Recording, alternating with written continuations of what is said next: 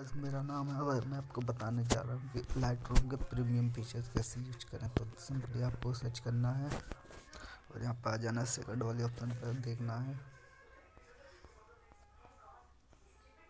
App का download. इस पर क्लिक करना है, देखना है नीचे, यहाँ पे आपका स्टार्ट हो जाएगा ऐप्स।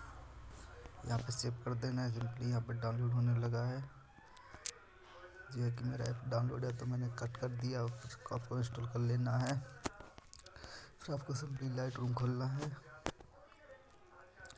फिर यहाँ पे फोटो को रोटेट करना है।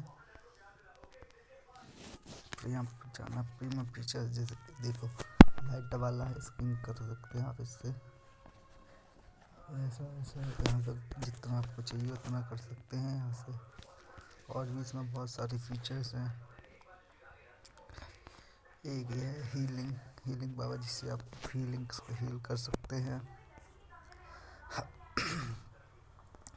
इसमें प्रेजेंट है, प्रेजेंट अप्लाई कर सकते हैं।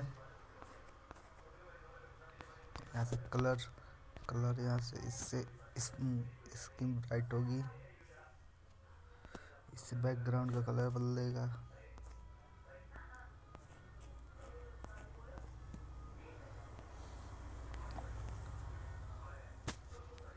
और इससे आप बहुत कुछ कह सकते हैं। देखिए,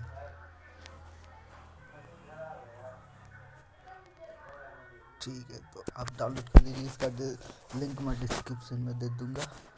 ठीक।